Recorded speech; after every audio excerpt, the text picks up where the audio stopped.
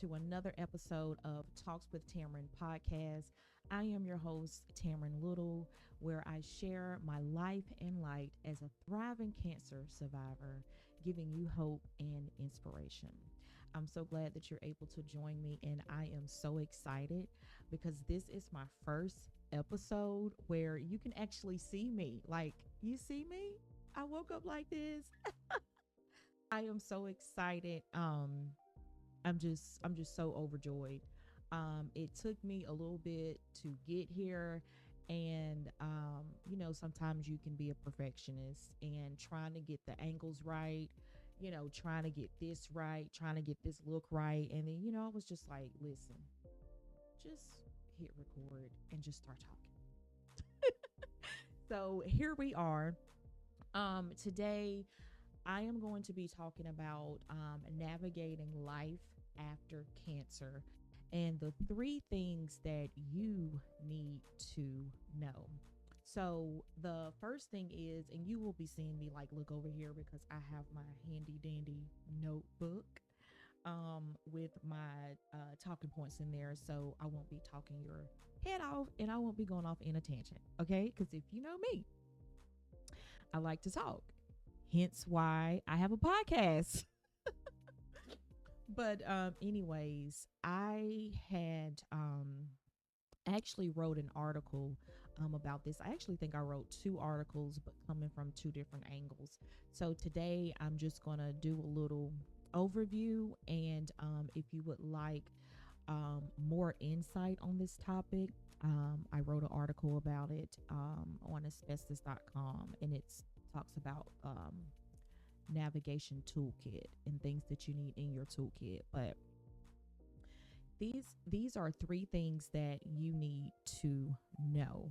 Um, First of all, I think I should give just a little tiny introduction to kind of validate why I am talking about cancer and cancer survivorship and things like that. If you have not listened to any of my previous episodes, please go ahead and listen so you can get the full story of my story. Okay.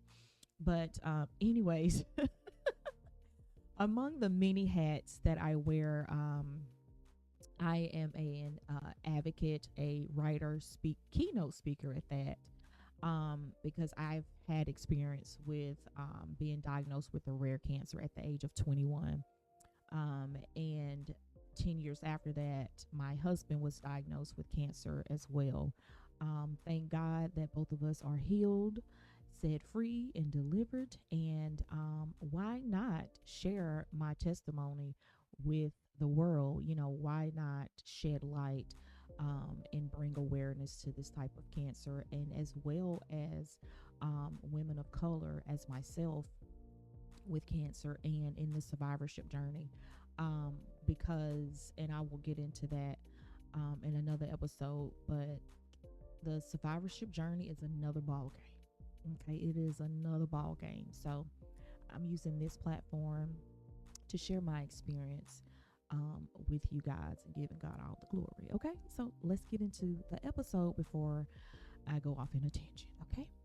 So, navigating life after cancer, three things that you need to know. So, number one is embrace your new normal. One of the things that I say all the time is no one is prepared to receive a cancer diagnosis, and no one is prepared for survivorship. Okay.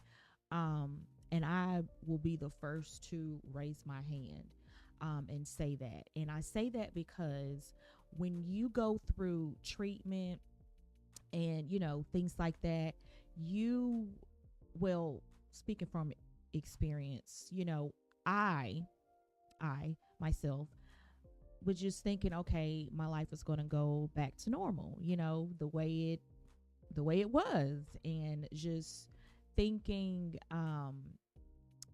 kind of like I was in a euphoric world or something, like, yeah, I'm not going to think about cancer ever again, because it's like when you get cancer is like it's the worst thing. And so when you are at that point where you're finished with treatment and everything like that, you've had all the surgeries, you're like, yes, now I can move on with my life and not think about cancer anymore. And I was in for a rude awakening. Cancer is still a part of my life, even though I don't have it anymore. But you know, my life has changed since the day that I found out 17 years ago that I had cancer.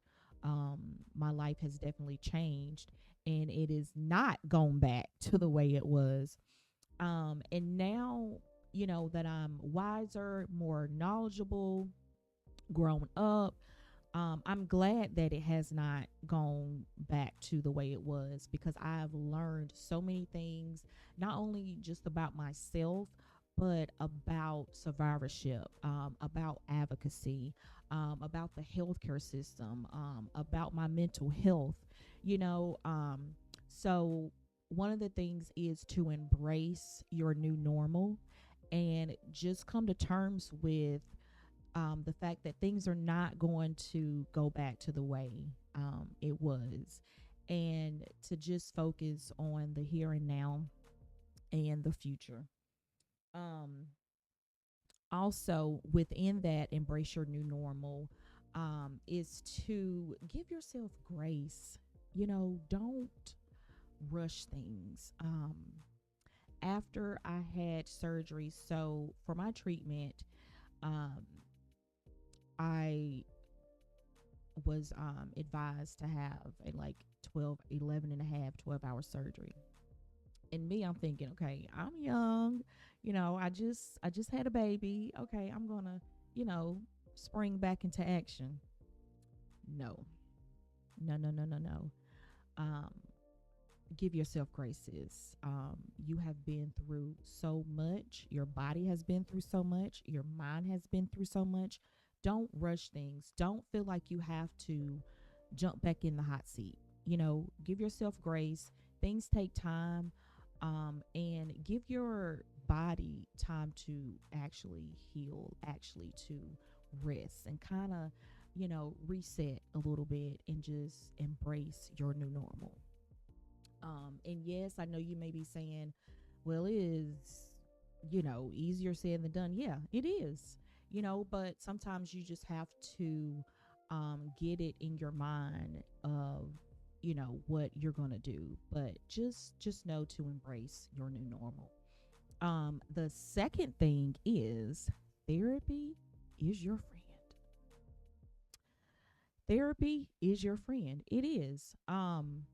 I One of the things that I wish, um, while I was being in treatment, is that mental health counseling was available to me, but it was not. It was not an option at all.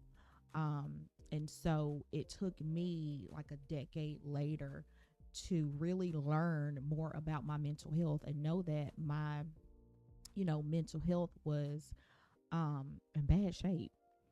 So, growing up, therapy was not anything that we talked about. It was just kind of like stigmatized. Okay, if you go to therapy, then you're crazy, and no one wanted to have that persona that they were crazy. Okay, but what I want to say is that your mental health is just as important as your physical health. Get the help that you need. Um, if you have high blood pressure and the doctor prescribes you blood pressure medication to normalize your blood pressure, you're going to take the blood pressure medicine. So when you go through cancer, it's not just your body going through it. Your mind is going through it as well. And a lot of times mental health takes a backseat to treatment for cancer. But now, talking to people now, and, different patients and different survivors, that a lot of healthcare systems are now incorporating mental health within the treatment for patients. And I'm so glad about that. So, If it's offered, and even if it's not offered, you go get the help that you need, and seek a mental health counselor to help you through this survivorship journey, because you are a survivor from the time of diagnosis until the end of time. So there are going to be days. You're going to have good days, bad days, sad days, happy days, but just be grateful that you're here. And girl, go get therapy. I look forward to my therapy appointments. Okay. I will be the first to say that I did not know that I needed therapy until I was in therapy. Um, so I'm actually doing an episode on that. So I won't get into that too much. Okay. Um, so number 3 is keep advocating. Advocate for yourself, sis. You are your best advocate. Just because treatment is stopped, just because you've had your surgeries, doesn't mean that you need to stop advocating. Um, I think that advocating is even more important in survivorship, because a lot of times things can go under the radar and things can go unnoticed. Um, because if we've been given the all clear, and we have a pain or something like that, then physicians can be quick to say, oh, that's just a symptom, oh, that's just a side effect. But in reality, it could really be something. So keep advocating for yourself. Keep going to your doctor appointments. Stay on top of your follow-up visits. Keep asking those questions. If you feel like you need more attention on something, get the attention that you need. If that doctor isn't providing that for you, get a second opinion. Um, it's been 17 years, and I'm still advocating for myself. And it's kind of like um I'm more aware of things. So if something is hurting on me, and I kind of like document it in my mind, and it's been going on for a week or so, I will contact my primary care doctor. And I'm so glad that I have a good relationship with her. And she will, she already knows me. She knows my history, and she is sincerely concerned. So I just contact her and say, hey, this and this happened. She's like, okay, I'll refer you here, or I'll get this test or get that test or anything like that. So you have to keep advocating for yourself. Don't stop. Don't stop advocating for yourself. So to just wrap it up, navigating life after cancer is a journey within itself, and it comes with its ups and downs. But the 3 things that I mentioned are 3 things that I feel like you need to know. As I said before, I did write an article about this, and I actually gave a little more insight about a navigation toolkit and how I am navigating life as a peritoneal mesothelioma survivor.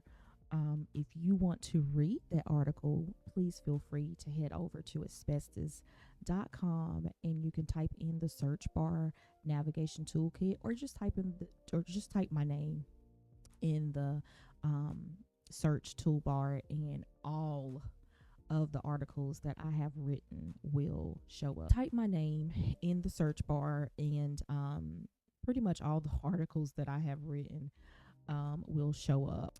Thanks again for joining me for another episode of Talks with Tamron podcast, and allowing me to share my story with you. Remember that you have the power and the authority to command your day. So make it a good one. Until next time, love you, mean it.